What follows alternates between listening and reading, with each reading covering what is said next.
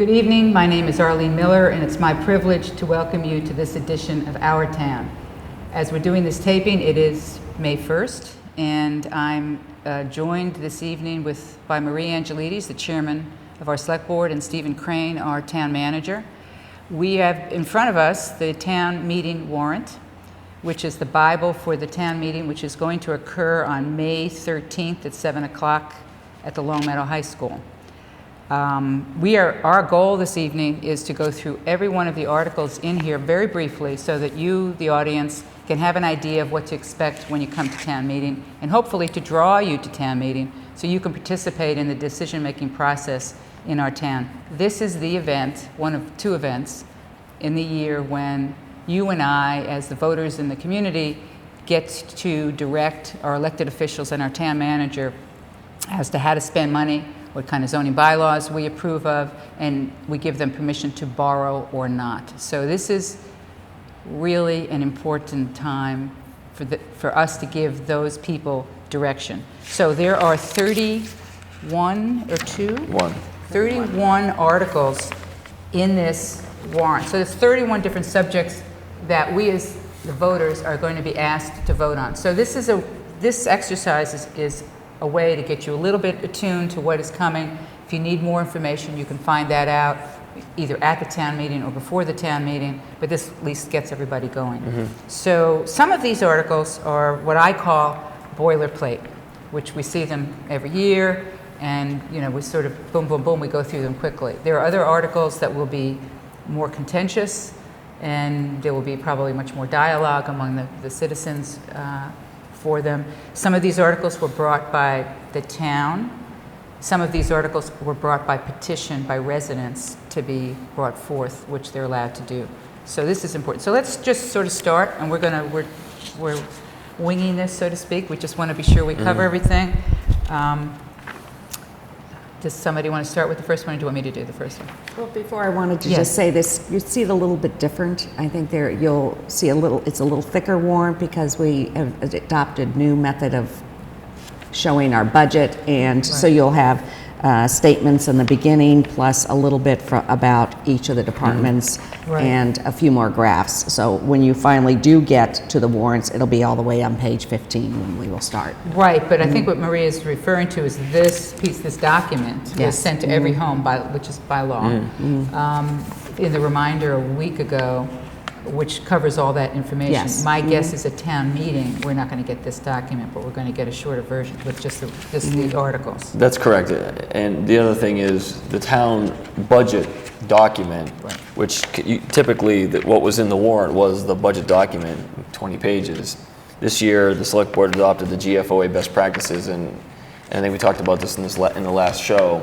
It's a much thicker document that's available online and in local restaurants and at the library and places like that. Yeah. So I really encourage people to go look at the full document because it really tells the story behind the numbers. Okay. So some of these articles are financial, some of these articles are zoning, some of these articles are borrowing. So we're going to go through every article and give you a sense, and hopefully you'll get a sense of the breadth and depth of the issues that you'll have to consider at the town meeting. So the first article has to do with approving the nomination of 3 trustees to the William Goldthwait, I've said it wrong, Goldthwait bequest, and I'll just start it. And that's a fund that was set up many years ago, an endowment fund that allows the town, this group of trustees, to give money to needy people in the town of Long Meadow.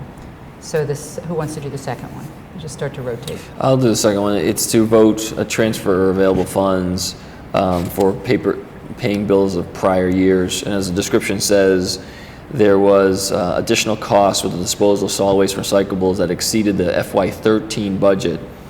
And we need an appropriation to pay off those bills from FY13. Right, and just essentially what that has to do with is less than expenses, but more or less revenue from the commodity market that feeds that budget. And this requires, the unique thing about this is it requires a 4/5 vote. It sounds like it's a simple decision, but it's a big deal because it's a 4/5 vote. So 3, Marie? And that's regards to, we always deficit spend in regards to snow and ice removal. It's one of the few times we're allowed to. And so the Springtown meeting, we always cover those deficit loss, usually out of free cash. And that's an amount of $225,000. So the winter took us, Don't it's not over don't yet. jinx it. Don't say it. It'll snow again next week if we say it. Okay. So that's Article 3, and Article 4? Is Article 4 is essentially establishing a mutual aid agreement for law enforcement with the city of Enfield, or town of Enfield. Right now, we have mutual aid agreements with our fire departments around us, including the fire districts in northern Connecticut, like Enfield, there, like the North Thompsonville, North Thompsonville district. We don't have similar arrangements for police, and this would establish an arrangement with Enfield so we could share resources and help, with backup and things like that. Is this necessary because it's a state line, or do we need to have a similar arrangement with the city of Springfield? I believe because it is an interstate agreement that we need to have town meeting approval, but I do think any mutual aid agreement is covered by an actual document that the town enters into. Right. Okay. So we do And I think do typically- this on a routine basis with Correct. East Long Meadow and Agawam. Yeah. Our surrounding communities. Great. Okay. Article 5. We have to transfer $150,000. Because the cost of our water supply went up, and so we're now in deficit in regards to our water retained earnings. So we need to make the transfer for those costs of our water supply. We buy our water from the city of Springfield. Right. But this money is coming from water retained earnings? Right, and we need to pay for the extra costs. To the account which will pay it out. Correct. Taking the money out. Correct. Okay. When we set the rates last fall, we were projecting what the rates from Springfield were going to be. Right, and that's an annual thing. And they came in much higher than we thought they were going to be. So. Okay. Article 6. Again, this is where we found that our unemployment costs were higher than expected, and so we're short $35,000, and we need to make that transfer and to pay. We originally budgeted for only $100, and it came out to be much more. Right, and part of this exercise is because our budget, the town budget, is a line item budget, unlike the school budget, which is a bottom line budget, if that makes any sense. So we are voting on a pool of money as taxpayers, but on the town side, it's pencils, $10. I mean, it's not quite that bad, but it's, select board this much, town manager this much, clerk this much, and you can't, the town manager, nobody in that department can move money from one line item to the other without town meeting approval. So some of this exercise is simply taking money that already exists in one line item, and moving it to another line item to make the bills be able to be paid. Yeah. Within a department, you can do transfers, but you can't take money from the police department and transfer it to the fire department without town meeting approval. But if the police chief needed to move money around within his own budget to cover shortfalls, the town manager does have the ability to approve intra-department transfers. Okay, because that's new. I mean, that when I was, it wasn't that way, but that's great. That makes it a lot easier. A lot easier, a lot more flexible. And I do also want to note, accounts like unemployment insurance and workers' comp insurance and things like that, those are accounts that we, especially our CFO, Paul Pasturzik, and our HR department monitor very carefully, and we are constantly looking for ways to reduce our liability for unemployment and workers' comp and injured on duty and things like that. Right. So unemployment would mean just unemployment, not workman's comp or no, but injured on duty? it is one of those accounts that we do. We are short in our budget, but it isn't because we don't watch it carefully. Just sometimes circumstances beyond our control, people changing jobs, or certain circumstances changing, make it so that the cost can go up. Sure. Okay, and that's a big expense to municipalities, unemployment insurance, or unemployment paid costs. Now, number 7, Article 7, typically it's interesting to me that this article tends to be 7-8, 6-7-8 every year in that framework, is the budget. When I say is the budget, this is a thing that this is the center effort of many of our employees for 9, 10, 12 months prior to this meeting, where they try to come up with a balanced budget that we will vote on. This year, the grand total is $59,099, not 99, Yes. $59,099,900. It's the $60 million It's question. a $60 million question. Thank you very much. Article 7 is a $60 million question. Yeah. Now, it's a balanced budget. The select board and the school committee have agreed on this budget. So that's refreshing. Often that isn't the case going into this. The finance committee has recommended that budget. So that this will be, I'm assuming you'll do a presentation? I will, and certainly viewers of this program should go to watch the previous episode. We were here talking about the budget at length. We did almost an hour interview about the budget, but we didn't talk about one number in the budget. We didn't talk about any numbers that interview was processed. Right. So just to let you know, at the town meeting, we can expect at this point a summary presentation by the town manager before the vote. And then, do we just vote on the one number or do we vote on sections? You vote on the article. The one, so it's this $59 million. Yes. that The we're gonna town meeting, from everything I understand, the town meeting does not have line item authority, but town meeting can amend the budget to change a bottom line number, say, increase public safety by $50,000 and decrease, community and cultural services by $50,000, as an example of something Right. that could happen. Could happen at town But not take out the purchase of a police car and buy more books at the library. It doesn't get to that. Right. Even though it is a line item budget, town meeting can only amend the bottom line numbers. So these categories that are listed here, they can amend? Correct. Okay, and I just have to say for the audience, because I think it's only fair, that this budget does not include full-day kindergarten. I'm going to just say that up front, and hopefully more information will be forthcoming about that prior to the town meeting. And the one number you can't add to is the $53,898,000, which is our general fund budget, which is funded by mostly 85% by our Taxes. residential property tax levy. Right.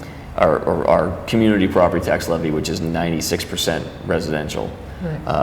The budget does use the full capacity of our levy, and that full capacity is, it's not all of that 53.9 million, because we do have local receipts and state aid and things like that, but town meeting cannot expand that number by a certain amount to get something they want, like full-day kindergarten. That is the most revenue, is the maximum revenue we have to spend without override of Proposition 2.5. Or without going into free cash. Or without going into free cash. Yeah, I mean, Which would not be a good policy No, decision. you don't. It is very bad fiscal policy to use non-recurring revenues, which free cash is a non-recurring revenue, for a recurring expense like free full-day kindergarten. Right. We do spend free cash, but we spend it on non-recurring expenses, like non-recurring or non-predictable, like The snow storm. and ice, the storm from 2011. There are other capital projects. Even though we do capital every year, it's not a recurring expense. Each project is not a recurring project. Correct. And Hopefully it has at least a 10-year life. Right. That's- So even though we do capital every year, each project is non-recurring. And free cash, and I know we've had free cash for several years in a row, but we've been fortunate to have free cash. It's not an automatic thing. We don't budget Right. for it. No, that's right. I mean, there were times when we've had to do that, balance the budget with free cash, and every time we did it, everybody moaned and groaned. Finance committee didn't like it, and they've been yelling loud and clear, don't use free cash for operating costs, not only for capital sorts of things. So that discussion is, typically, these kinds of issues come up at this point in time at the town meeting, and this is Article 7. Is that enough said about Yep. that, since we did that other show? Okay, and again, that budget is recommended by the Finance Committee. The next one? Article 8 is a separate appropriation of $45,000 or a greater or lesser sum to do a salary settlement account for collective bargaining and wage settlements, and the primary need for this is the police supervisors union, and so our captain, lieutenant, and the sergeants have their own separate union, and we've been unable to reach an agreement with them, and so we want to make sure that if we head into arbitration, that there's a dedicated appropriation available to fund that agreement. Right, and this doesn't mean you've committed that money, it just Nope. means it's available for It's a set aside. Set aside, okay. Now, number 9 is another big item in my mind on the warrant, and that's the capital expenditure line article. And the total amount, help me out here, Stephen, that you're looking for, is this the million? Yep. 69? Is, typically we set aside X amount of our 2% of general fund expenditures or general fund revenues should be spent on capital. In this case, in this year, it was about 1.1 million, and that's essentially what has been obligated. and this money is, For those projects listed there specifically, those are paid for out of general fund tax levy money. And then there are what's called multi-funds, which are the ones below, which include our enterprise funds, water and sewer. Those are water and sewer projects are separated, are funded separately because we collect fees right. for water and sewer like a business. We run the water and sewer utilities like business functions. So is this motion for $1,069,000, or is this motion for $1,069,000 plus 50,000 for the Council on Aging kitchen plus 371,000? Correct. So is a motion going to be made in those three parts, or one motion with one number? I would guess the motion would be to approve Article 9 as presented. Okay, so help me out here too. My understanding is that the $1.6 million is coming out of the capital stabilization fund. Is that accurate? Or does it come out of general? It's the percentage that's coming out of, Yeah, it that comes we out- set aside, Yeah. that we're going to go forward on this year. And so it's a little above the 2% because we have the 175,000 or 170 that. Well, here's why I asked, because it says this requires a 2/3 vote. And the 2/3 vote, if I'm correct, has to do with taking money from a stabilization fund. It doesn't have to do with spending. It has to do with taking money from the stabilization fund. Or you know what it is? Enterprise funds. You know what's happening here? We're putting money into the stabilization fund so we can spend it on these items. That's what we're doing. That's why it's a 2/3 vote. Is that right? I think Yeah, that's right. that's Yes. Don't worry about it. We'll get that straight. You should understand. It Get that is- straight so you can tell people. It's money coming from the levy, not an existing, like the operational stabilization fund. These funds are not coming from the operational stabilization fund. Our capital stabilization fund is where we park like if the DPW highway SUV comes in and it's only 22,000 instead of 27,800, the remaining $6,000 goes into the capital stabilization funds to continue to spend money on capital. But this is tax levy money.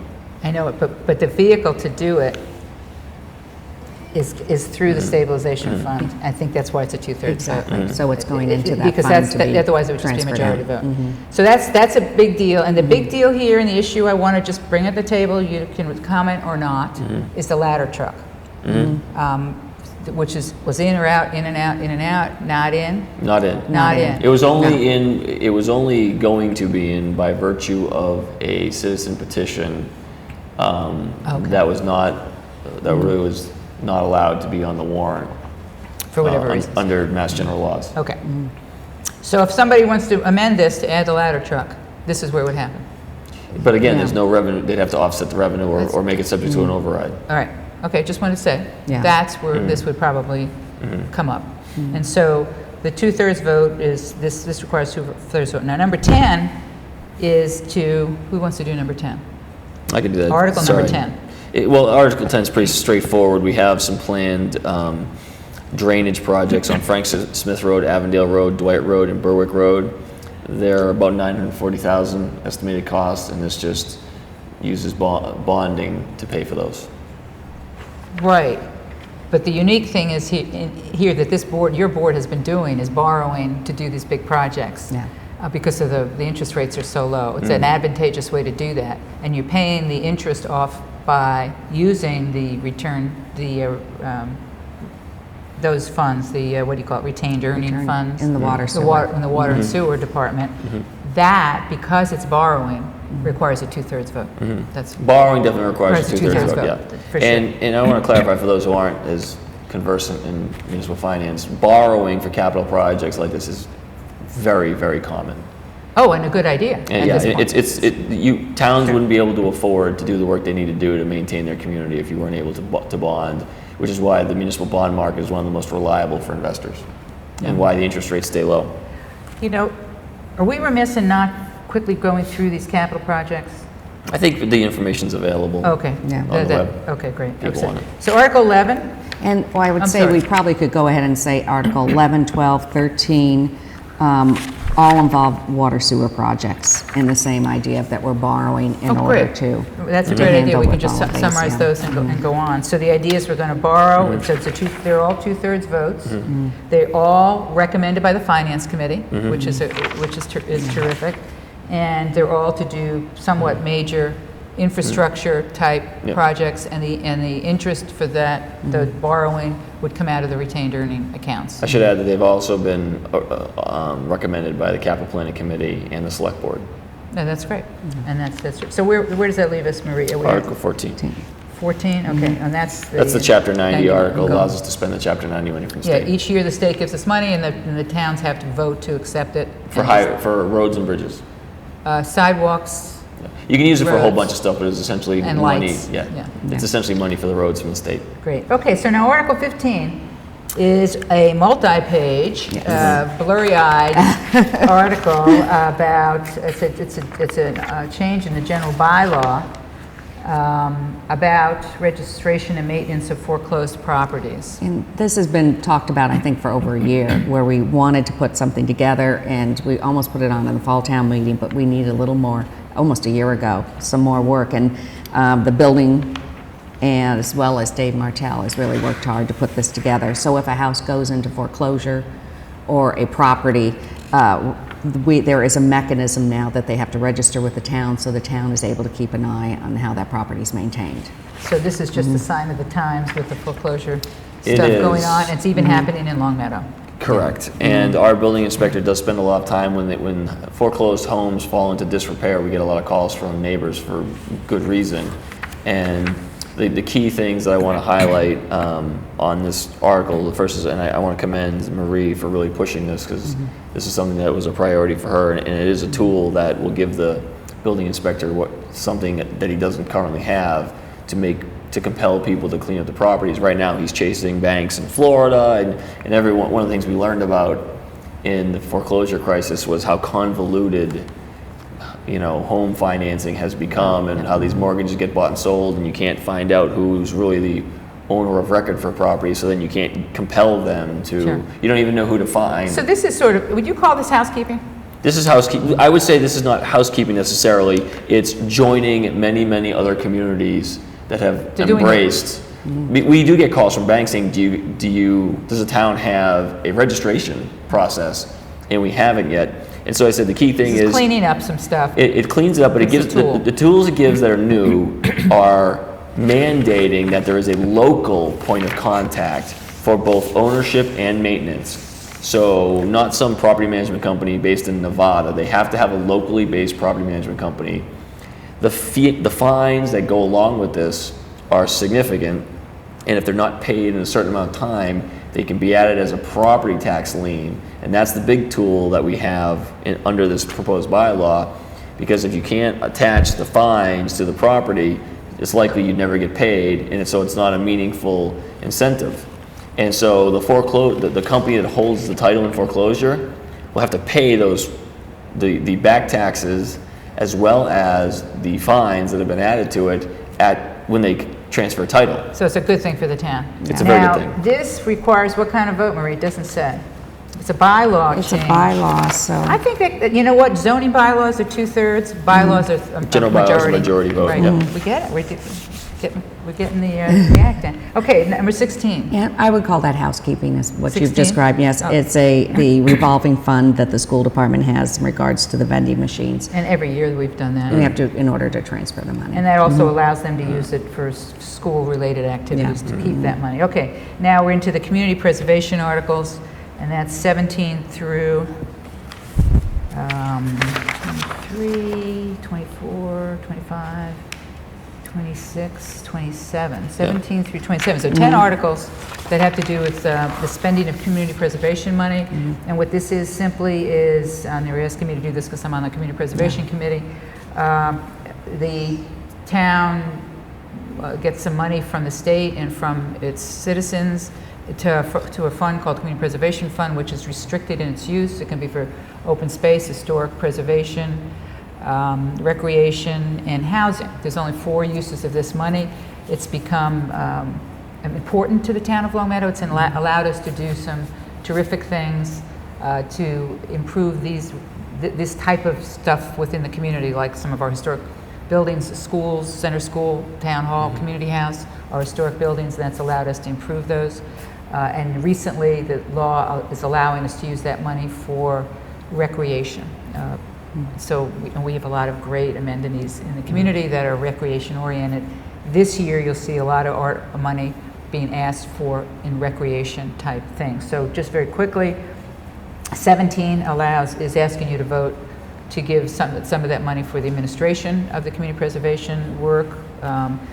18 is for $375,000 to rebuild the Berlin tennis courts at the high school. 19 is $87,500 to resurface the track at the high school, Long Meadow High School. 20 is $35,000 to improve the Wolf Swamp Road fields to make more space for soccer and lacrosse.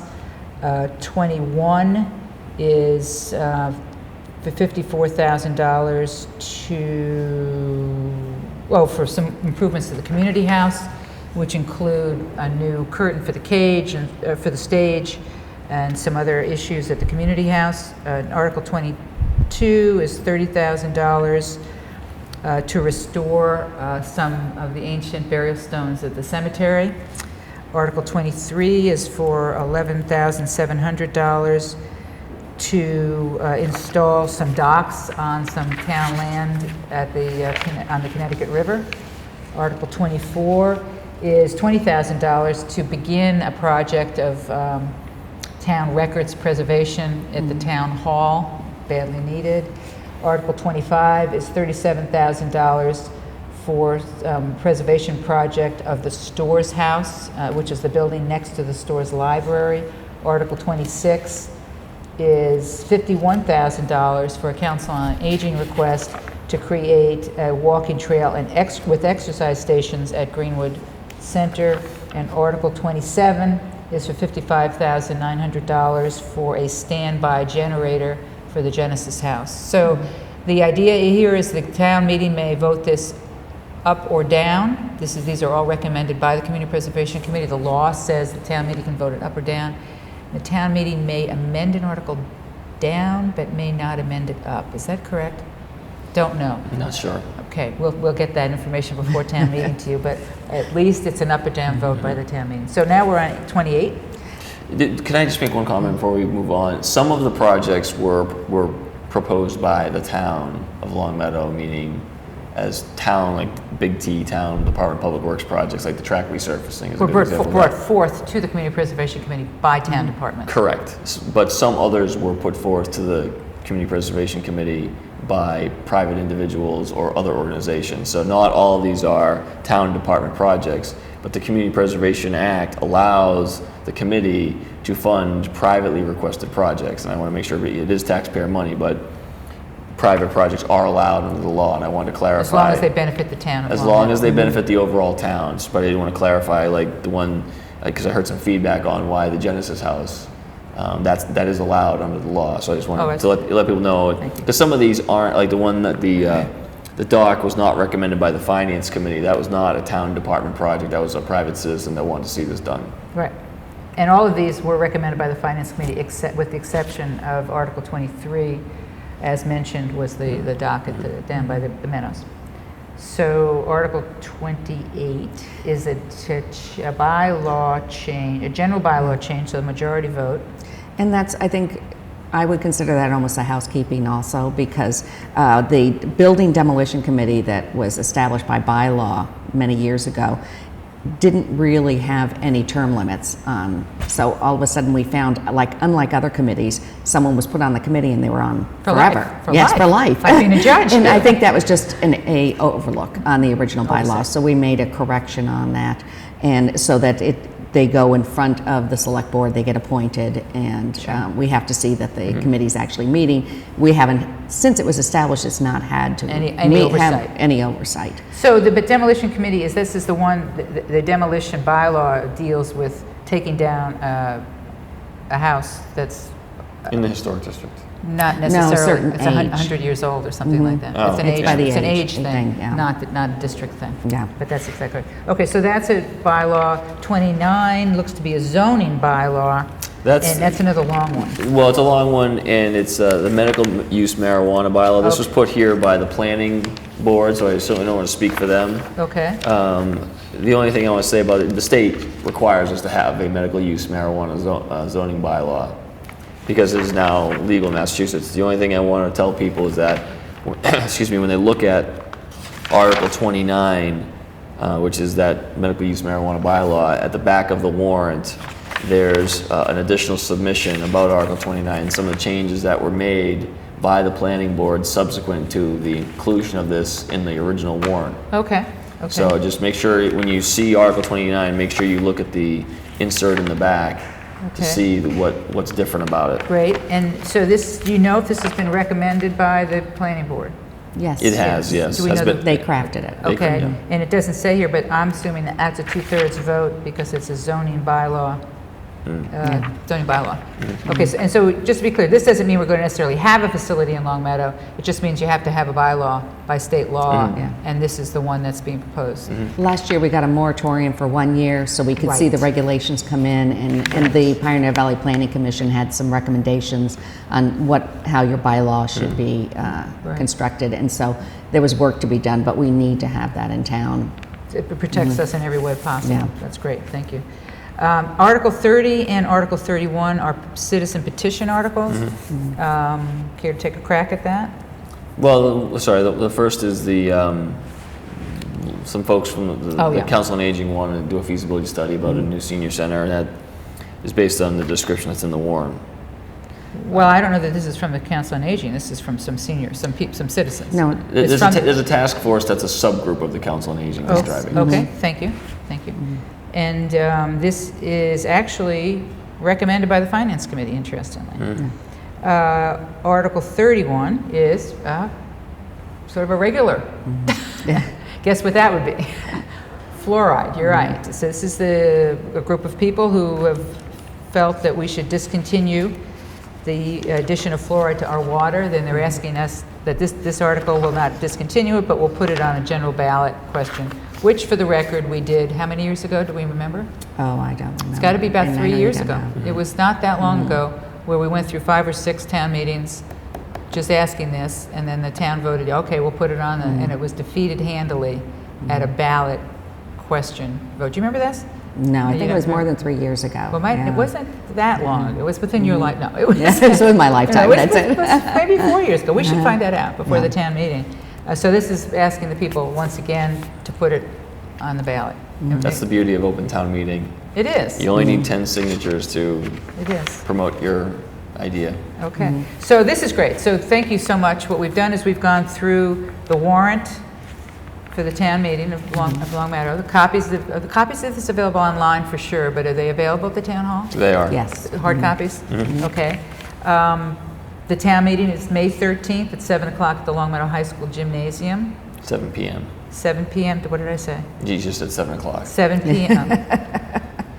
I mean, everybody knows it's at night, but I just want to make sure to clarify that it is 7 at p.m. 7 And this p.m. year, I promise you, we will have more capacity for recycling the paper coming out of the town meeting, because we learned that That's a last very good year. idea. Oh, absolutely. Well, and I remember last year was my first one, and I was just new at that time, and there was a lot of concern about parking because the building that we were in was still very much a construction zone, even though the gymnasium was completed. And so this year it'll be a lot easier, I think. The parking lots that they've constructed for Should the students accommodate this. should accommodate just about everybody. We do, again, advise people to monitor parking signage in the neighborhoods. We do We may only allow parking on one side of the street for the purposes of emergency vehicles gaining access to the homes. Good. And we just encourage people to come and have their voice heard and Participate in the town and meeting. exercise their rights as a resident of town. Right. Well, thank you both for coming this evening. Thank you for all the work you've done on this, and we haven't even spoken about the casino. You can brag about that at another at another meeting. And thank you to our listeners for listening, and please do come and exercise your right to vote at the town meeting on May 13th. Thank you and good evening.